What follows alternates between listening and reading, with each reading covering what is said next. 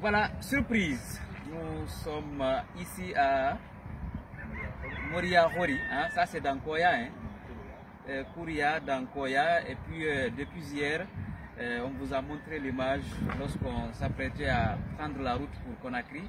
Et nous sommes rentrés ici tardivement, raison pour laquelle on n'a pas fait une émission, c'est-à-dire pour vous montrer la vraie réalité d'ici, parce que vous le savez très bien, comme vous le voyez ici, le petit, c'est Sofiane qui nous a trouvé au bureau l'autre fois. Chose promise, chose faite, on est là grâce à notre Hadja. On est venu l'inscrire dans cette école que vous voyez. Voilà, voici l'école. Et ça c'est le marquage. Voilà, c'est ici que nous sommes venus. Voilà, on a bien suivi de ONG assistance humanitaire d'urgence pendant que nous avons dit non, ranking, mais à des pays Conakry, donc Grand Conakry, on s'est envolé in Koya, baydo ka Kouria wondeng, on a reconnu Koya.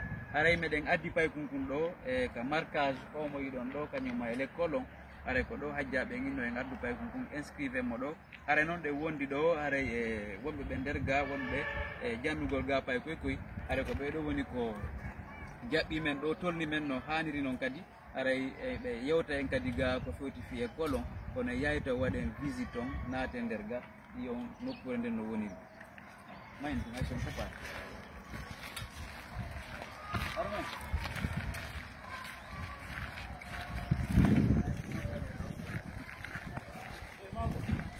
نعم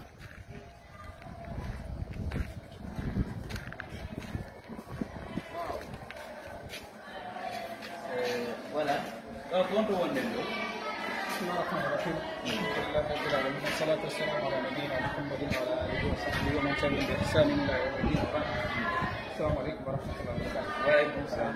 طولت نعم وسجل من تقولي لقلت نقول كلام ونقدر نفهم jarna kadi ko wiyete kon won sabu on feenade ɗo ɗo hara hiɗen e nder ko wiyete ɗon Moria Hori yiya ɗum Kouria ɗum koye nder Koya Conakry.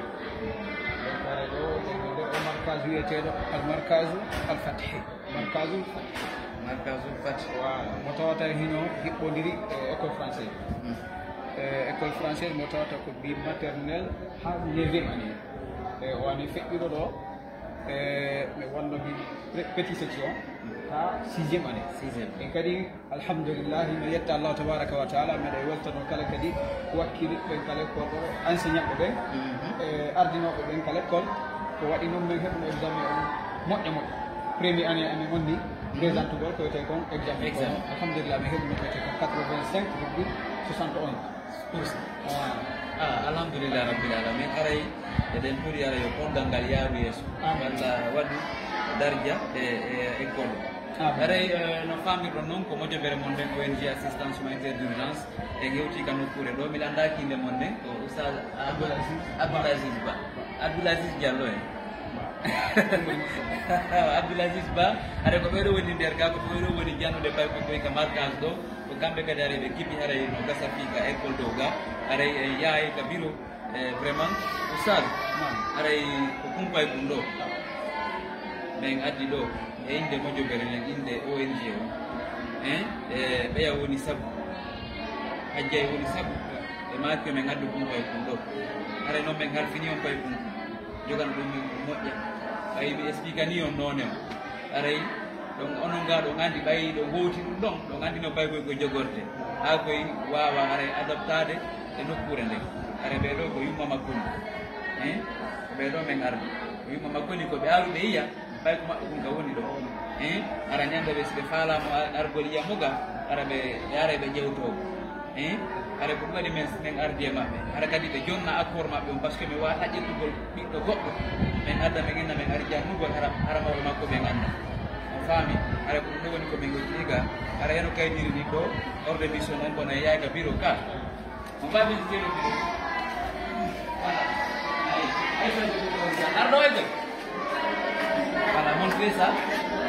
Vous avez vu, les enfants sont là. Voilà.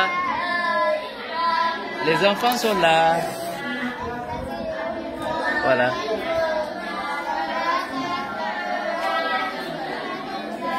Voilà. Donc, son n'a pas aɗo ko place sonnaɓe woɓɓe kadi no ka nder juulirde ga voilà on yii ɗo ko juulirde nden tout est là hein fop no ga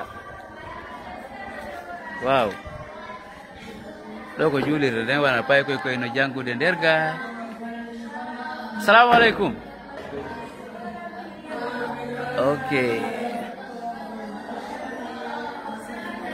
ok ɓe a yeyne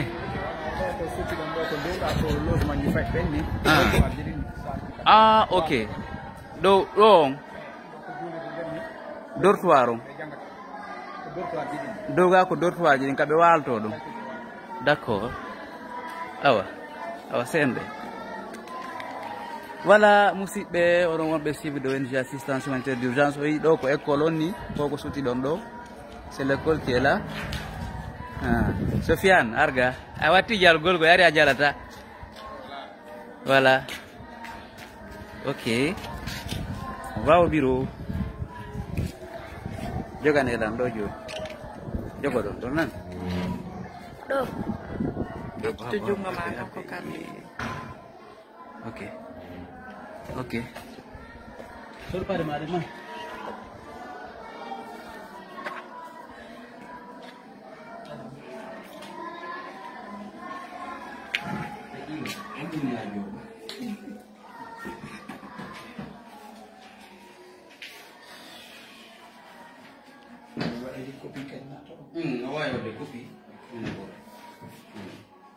Ardo, no riba dulu.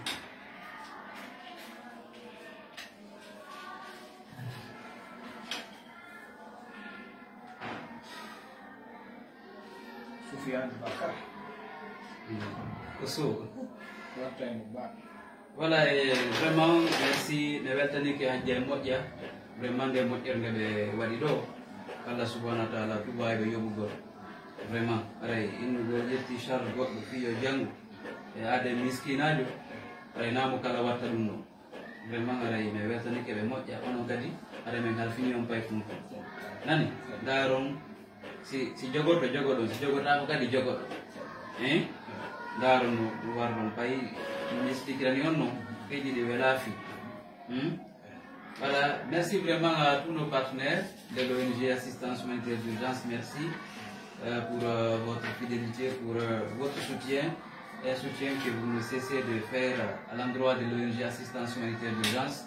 Voilà, nous sommes ici au marquage et puis de l'autre côté, je vous ai montré, c'est l'école, c'est-à-dire après le marquage, il va à l'école. Après l'école, il revient au marquage. C'est ça. Donc, il n'ira nulle part sauf ici. C'est entre la navette, c'est entre les deux. Et puis, je crois que c'est une cour qui est entre les deux. Hein. Une petite porte. Voilà, c'est ça. Voilà. A famille comme yalla magonka. Wakilo da mo e janga. Wakilo da mo e janga. A famille a jangi daw ko wara ma wala nafu. Na famille ay biroma. Isuini ke haga ara wulinare. A famille ara wulinare. Wakilot. Afodime ka. Awone karamu ko ka kadu. Grand personnalité ka. Afodi.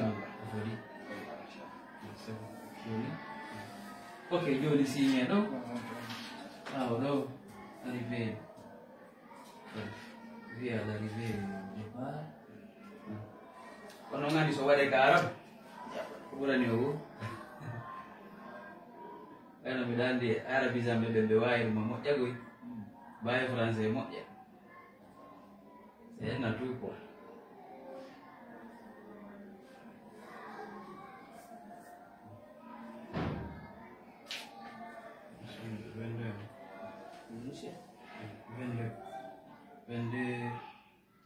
juillet.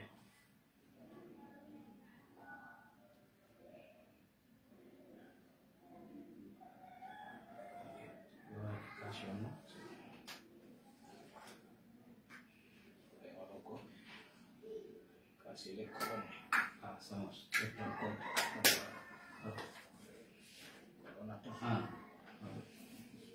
Voilà, cette organisation, c'est signé. Voilà.